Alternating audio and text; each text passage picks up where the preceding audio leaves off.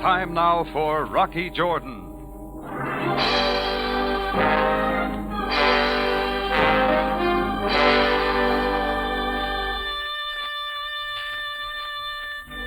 It was a hot afternoon in Cairo when she walked into the Café Tambourine.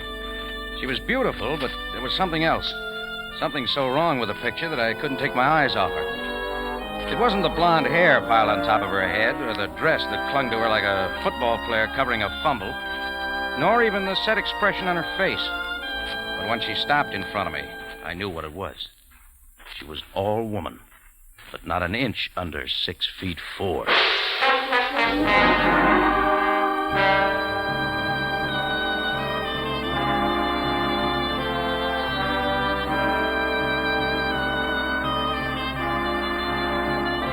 Again, we bring you a story of adventure with a man named Rocky Jordan, proprietor of the Café Tambourine in Cairo. Cairo, gateway to the ancient East, where modern life unfolds against the backdrop of antiquity.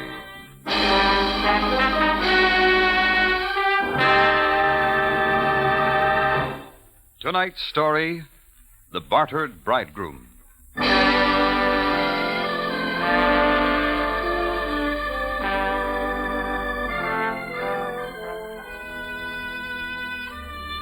We've had a pretty fair assortment of customers in the Tambourine. Almost anything on feet. But when I looked up into that icy-faced 6'4" blonde female, I knew we had our first Amazon. You're ready, Mr. Jordan? Ready? You're wasting time, Jordan. I didn't catch the name. Lily Caroff. You're being rude. The face is familiar. Maybe we met in Istanbul. No, Jordan. Alexandria, maybe? The arrangements are made. You're stalling. Look, suppose we take it from the top of the page, Miss Caroff. Naturally, you're interested in the money. This, too, has been taken care of. Now about the ceremony. Ceremony? The wedding. Be there in an hour. Oh, sure. I'll be there in plenty of time. I'm a great believer in weddings. Oh, by the way, who's getting married? I am, Mr. Jordan. To you. Maybe we'd better go into my office. That will not be necessary. Timmy Rogers has made all the arrangements. Timmy Rogers? Now I know we'd better go into the office.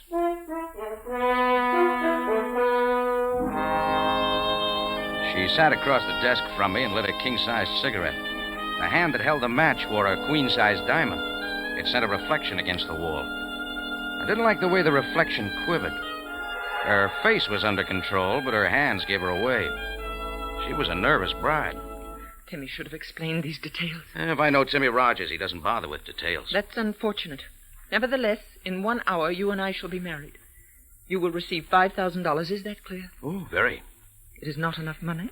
Oh, it's not entirely it, Miss Caroff. Having never been married before. You're being rude again. I plan to leave Cairo immediately after the ceremony. Really? Tell me, Miss Caroff, where are we going on our honeymoon? Enough, Jordan. I will not be insulted further. You will receive the $5,000 as soon as I have sold my interest in the Club Fashad. Fashad? Oh, yeah. Now I remember you and Mike Sloan bought that together recently. Yes, but I am selling my interest. What's the matter? Business falling off? No, not business. You see, I'm a white Russian. Certain of my friends have been disappearing lately. I do not wish the same thing to happen to me. I see. But this is not what I came to talk about. Now, the wedding... Look, Lily, I've got news for you. I'm not in the mood for marriage. Your moods do not interest me, Jordan. You are going to marry me. Well, I'll admit you're more persuasive with a gun. You will not refuse me. Maybe it didn't occur to you, Lil, but you can't marry a dead man. Come on, put the gun away. There are many other ways to make certain you do not back out. Jordan, be at my club in 1 hour. It means your life.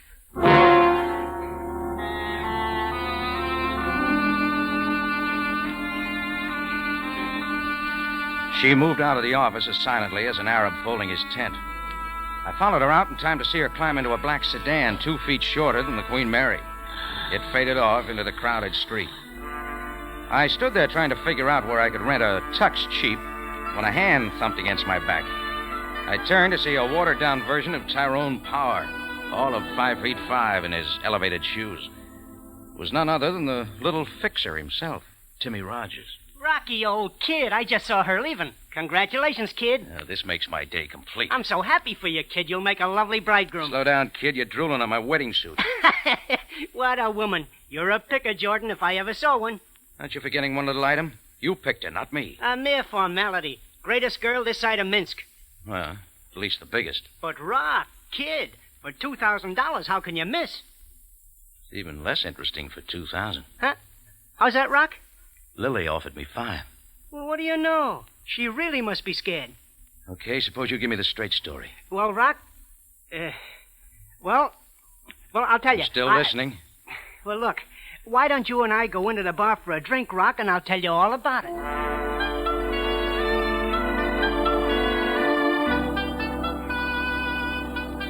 I followed the little man into the bar. We pulled up on a couple of empty stools by the open front door. Timmy Rogers rubbed his hands, licked his lips, and ordered a double orange blossom. Orange blossom for a wedding day, huh, Rock? Now, where was I? You and Lily Cairo, remember? Yeah. Well, so, Rock, it's like this. Lil has a few roulette wheels out in the back room of her joint, as you know. The other night, I ran into as tough a streak of luck as has been seen in Cairo since Happy Harper was picked up for trying to sell some tourists the Sphinx. How much? How much? How much? Well, I dropped $5,000, which it just so happens I couldn't cover at the bank. Mm-hmm. So then came Lily. Yeah. Lily made me a proposition. She'll forget the $5,000 if I marry her. Sure. But it turns out she's looking for an American. She wants a ticket to the USA. Oh, that pitch, huh? Well, can't say that I blame her, Rock. Things can get pretty rough around Cairo for the wrong... Hey, hold it. Huh? That guy's been staring at me too long. Standing there in the open doorway was a brown suit full of balloon-shaped Egyptian. His eyes didn't leave my face as he hooked his cane over one arm and smoothed his white gloves with his hand. He tipped the brown bowler on his fat head and waddled toward me. You are Mr. Rocky Jordan? Yeah? I am Mahmoud Pasha. My card. Well, what's on your mind? I will not waste time. Mr. Jordan, regarding your coming marriage to Miss Lily Cairo. Oh, I suppose you're the bride's father. Indeed, I am not. My affection for Miss Cairo is not paternal. I have come to offer you $10,000 if you do not go through with this wedding. 10? Wow, it's the best offer I've had all day. In cash, Mr. Jordan. If it makes you feel any better, Pasha, you can forget...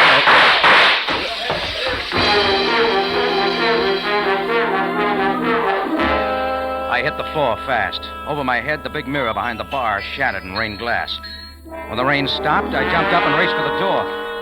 Outside, there was a dent in the usual late afternoon traffic, and down the street shot a black sedan. It was the same car Lily Cairo had stepped into 15 minutes ago.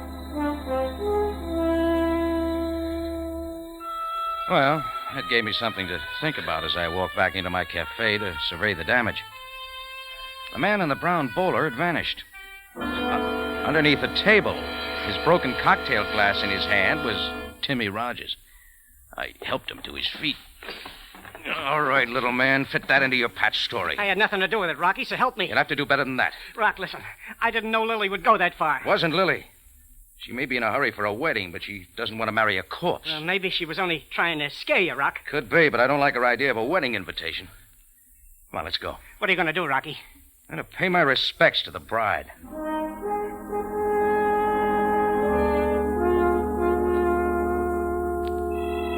It started with an Amazon looking for a husband, and then a two-bit gambler with a sense of humor. Then in comes a fat man in a brown bowler who wants to pay for no wedding at all. Rocky Jordan, Bartered Bridegroom.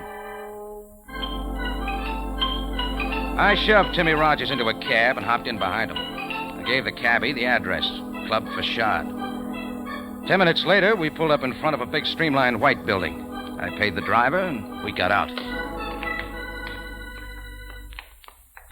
The sign on the door said not open until 7 o'clock. Sometimes you can't believe in signs. Coming down the corridor was a slim, touched character named Mike Sloan, manager and co-owner of the club facade. A nasty smile cracked his face.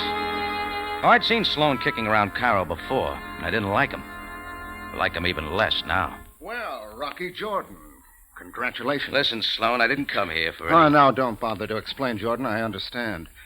You, got our wedding invitation? Oh, sure. The bride wore a 38. Lily is sometimes a little impulsive, Jordan. After all, no one was hurt. But you'll get a bill for that mirror. We're ready for the wedding. You're wasting time. It's off, Sloan. Couldn't find the right size wedding cake. Rogers, what about that? I thought Jordan was all lined up. I did my best, You're not Mike. backing out of it now, Jordan. Let's go. The bride's waiting. Pack her in ice. She'll keep. I'm out of it. Too easy, Jordan. Not a chance. Just watch me. Rocky, listen, you're making a mistake. You sure are, Jordan. Oh, I see. It's going to be one of those shotgun affairs, huh? Well, I wouldn't want to have to kill you. This way, Jordan. The gun in Mike Sloan's hand didn't move. It buried itself into the middle of my spine. Timmy Rogers wrung his hands and trailed along behind us. Sloan walked me down a thick carpeted corridor, and we turned left into the main office of the club facade. The blinds were drawn. Sloan slammed the door behind us. Coming toward me from the other side of the room was Lily Karoff, with gold earrings swinging like pendants. She was poured into a glaring red dress that revealed an awful lot of the new look. Well, Jordan, I see you couldn't pass up the money. Tell your boy Sloan to get the gun out of my back, and I'll show you how fast I can pass it up. Mike, is everything prepared? Ready and waiting, Lily. In fact... Lily, my flower. Lily, what's happening? It was the balloon-shaped Egyptian in the brown bowler, his cane still draped gracefully over one arm. As he paddled toward us, his mouth fell open. Inside was a small fortune in gold fillings. What are they doing to you, my delicate Lily? Ahmed, please leave at once. I do not need your help. But, my Lily, I'm here to protect you. These men, they are making a fool of you. Do not believe Get out of here, Pasha. This is out of your range. Please, Lily, my blossom, I beg you to see reason. These men, they only mean to do you harm. The lights! Where are the lights? Help!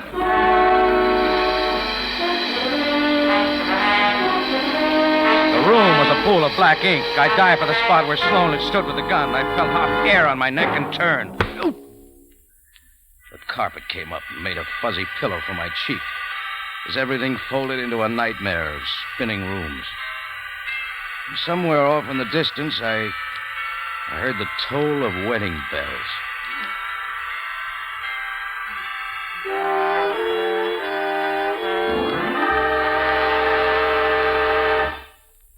Tonight's story continues in just a moment.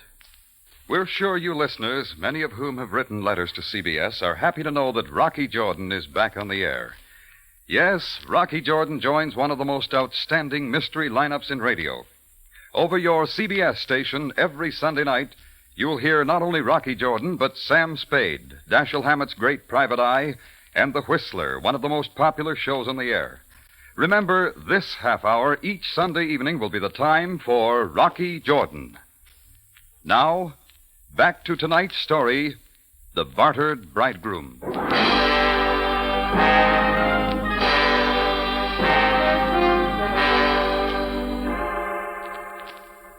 It was still the office of Lily Karoff. I opened my eyes into a stream of water cascading down my nose. It was coming from a big white pitcher. Holding the pitcher was Sam Sabaaya, Captain, Cairo Police.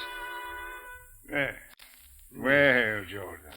You know, Jordan, on you, this carpet looks very good. I wish I could say the same thing for my head. Oh, what happened, Sam? Nothing unusual for you, Jordan. Only murder. Look, beside you. Lily? Miss Lily Karoff, quite dead. Like a model for a detective magazine cover. Only she is not posing, Jordan. Okay, Sam. Am I booked? Not yet, Jordan. Not yet.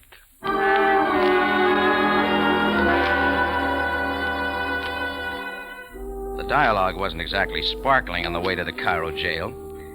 Sam confined himself to a few official grunts, and I sat back and watched traffic. In 10 minutes, we pulled up to a sand-colored building, and Sabaaya and I got out. I followed Sam to a small back room. He closed the door and pulled up a couple of chairs. Coffee, Jordan? Oh, I need more than coffee, Sam. But we serve only coffee here. Sorry. Now, please tell me everything. Beginning when? The police received an anonymous phone call to come to the club facade at once. I arrived to find the body of Lily Karoff shot to death.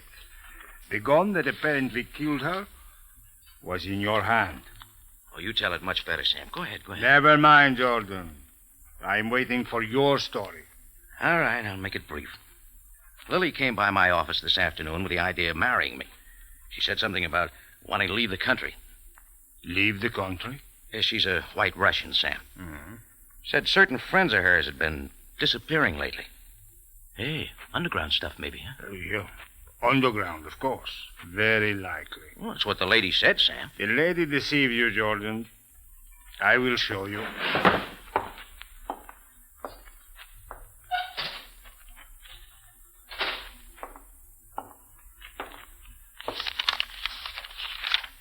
Now, here we are. A complete report on any and all underground activities in Cairo in the past year. Look, not one case of unexplained disappearance, as you call it. Well, Sam, a good job wouldn't leave a case history for the police. Jordan, I'm afraid you have been taken in by this fantastic story. Live and learn. Well, anyway, after Lily, my next caller was Timmy Rogers. He's a small-time gambler. He gave Lily the idea about marrying me. Mm-hmm. Go on. Then a short, fat man in a brown bowler shows up. Lily's stage door Johnny. He tries to buy me out of the marriage. Jordan, I'm trying very hard to believe you. So then Mike Sloan, one of Lily's boys, shot up my place just so I wouldn't forget. It's my wedding day. All right, I went to Lily's to set everybody straight, and that's where you found me. Jordan, what about this man in the brown bowler? His name is Ahmud Pasha. You got anything on him, Sam? Certainly, Jordan. Ahmud Pasha happens to be one of the richest men in Cairo. Yeah, but... And the most respected. He is a business broker of high reputation. He buys and sells business enterprises. Like nightclubs? And why not? Jordan, you are beginning to waste my time. It is not likely that you killed Lily and then struck yourself on the head. Therefore, I shall release you with the usual warning. Jordan, do not... Oh, not again, Sam. I've heard that speech before. No, I'm not leaving Cairo. I like it here.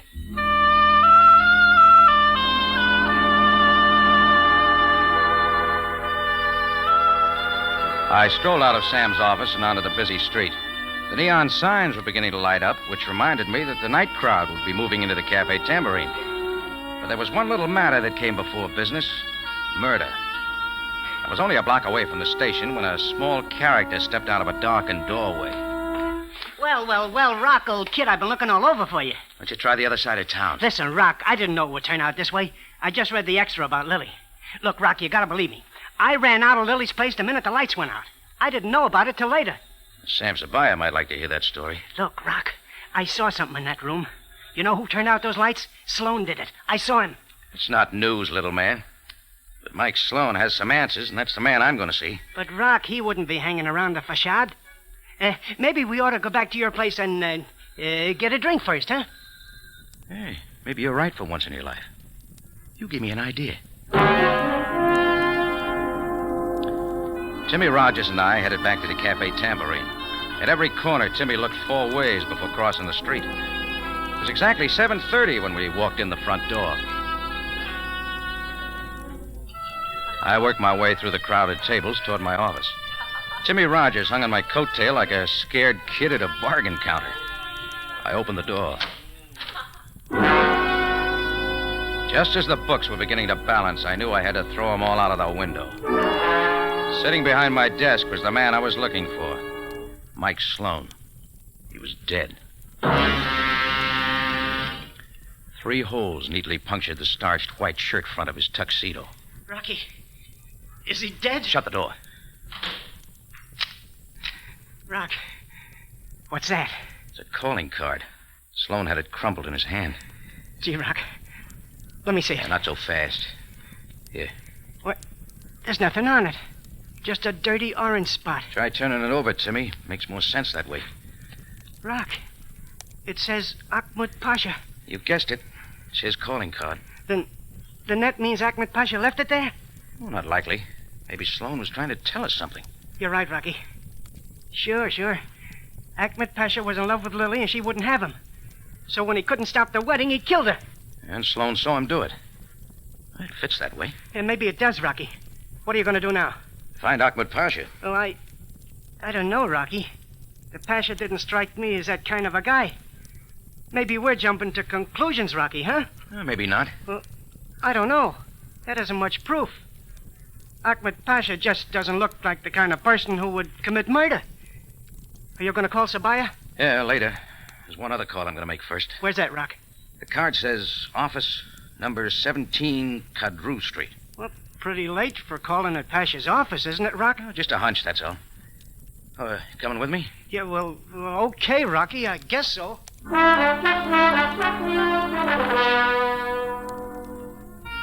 We ducked out the alley door. Down the street, we hailed a taxi and gave him the Pasha's address. As we weaved through the night traffic, wheels in my head ticked along with a cab meter. Everything added up like a traveling salesman's expense account. It fit now. I wouldn't be throwing any more books out of the window. There was a light in the office front as the cab pulled over to the curb.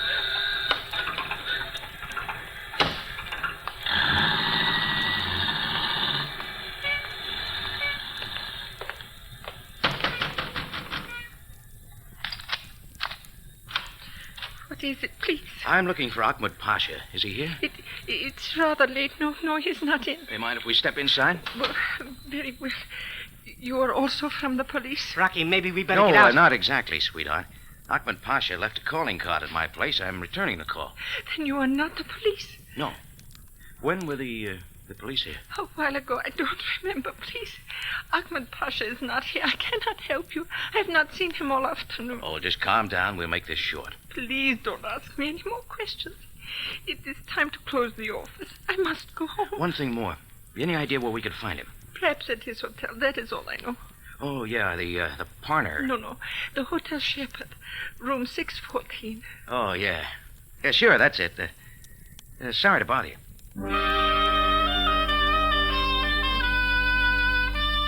I watched the girl bolt the door behind us and pull the curtains. So Sam Sabaaya had paid his respects to the Pasha after all. Didn't look like his luck was any better than mine. Timmy Rogers had something in his mind. It's this way, Rock. The Pasha shows up in your cafe and I get shot at. Then he comes to the wedding and Lily gets killed. You know, Rock, I don't think I'm in a hurry to meet that Pasha again. See what you mean. Look, Rock, why not let Sabaaya handle it? If you go up there to Ahmed Pasha's hotel, you don't know what might happen.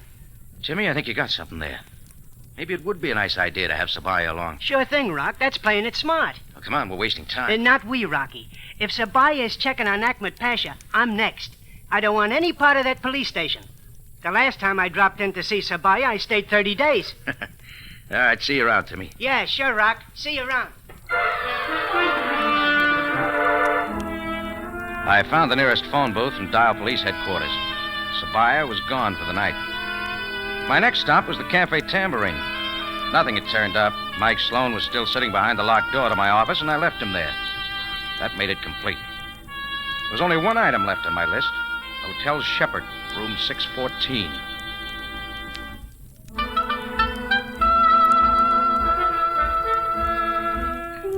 The lobby of the Shepherd was teeming with a tourist trade. I strolled over to the main desk and waited for a pith-helmeted Englishman to collect his mail. Then I moved in. Rocky Jordan, I say, it's good to see you again. Where you been? Oh, usual places, Archie. Ah, what's on your mind, Rocky? Archie, you got a small favor. Oh, Rocky, the last favor you asked of me almost cost me my position here. Oh, sorry to hear it. This one's going to be easy. Oh, yes? What is it? I want the key to room 614. Really? Oh, no. Oh, now, Rocky. Oh, there you go again. Oh, this is important, Archie. Oh, I can't do it, Rocky. Sorry. I'd really be discharged doing a trick like that. Besides, that's Ahmed Pasha's room. Don't you know that? Well, he's a permanent guest Look, here. Archie, I said it was important. Oh, well, I'd like to, Rocky, but you know... Thanks, Archie. I knew you'd help me out. Archie's a real friend. He made like he didn't even know I'd slipped him the 10 spot when he handed me the key. Being in Shepherd's was like old home week. When the little numbers on the door said 614, I stopped. This was the end of the line. I put the key in the lock. I gave the doorknob a quick turn, kicked the door open, and dived for the floor inside. When the shooting stopped, I reached back with my foot and kicked the door closed. In the thick darkness, I started crawling for the spot the shots had come from. I figured he wouldn't move, but I was wrong. I met him halfway. He didn't have time to shoot again.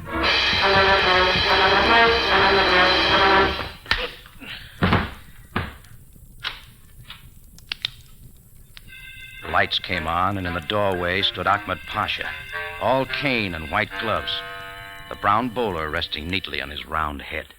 What is the meaning of this? Well, right on time for the shooting. Maybe you'd like to meet the man who murdered Lily Karoff. Take a look. Why? That's right. The little fixer himself, Timmy Rogers.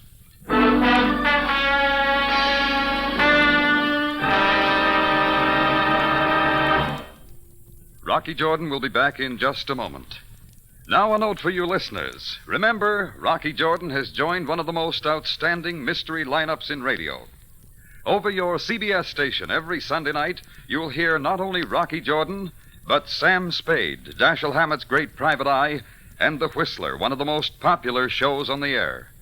Remember this same time, each Sunday night, for Rocky Jordan. Now for the ending of tonight's story.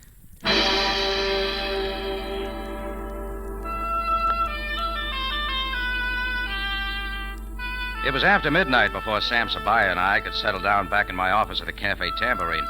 They had taken Sloane's body away, and as usual, Sam wanted details. Now, Jordan, about the Pasha's calling card. I found Sloane dead with a card in his hand. It was Ahmed Pasha's, all right, but on the back there was an orange spot. The Pasha's too neat a guy to be passing out soiled calling cards. Besides, the color of the spot struck me. Where would you pick up an orange spot? I haven't the slightest idea. That's because you don't drink, Sam. Ever hear of a cocktail called an orange blossom? They're real fancy things made with orange sherbet and gin. What has this orange blossom to do with the calling card? Timmy Rogers was drinking one this afternoon when my bar got shot up. He must have picked up Pasha's card off the bar after the shooting. What he didn't notice was that a little of his own drink had spilled on it. Then he deliberately left the card in Mike Sloane's hand after killing him. Sure. Timmy had it all set for Ahmed Pasha, till I made him think Pasha knew something. That's when he got scared. He waited for Pasha in his hotel room, and when I came in, well, you know the rest. He fired at a swinging door. So Timmy killed Lily and then Mike because Mike had seen him do it. Now, the whole scheme was simple, Sam. It was Timmy's idea to set up the phony White Russian scare. That was to get Lily out of town so he and Mike could take over a money-making nightclub. They were going to buy her out for almost nothing. And at the same time, Timmy could square the $5,000 he owed the club. A good scheme it was, too, Jordan. Except that Timmy Rogers lost his head and killed Lily when Ahmed Pasha threatened to expose them. Ahmed Pasha must have loved Lily very much, Jordan. Lily. His little flower, Do not make fun of his love, Jordan. Love is a serious business. I guess I wouldn't know, Sam. I guess I wouldn't know.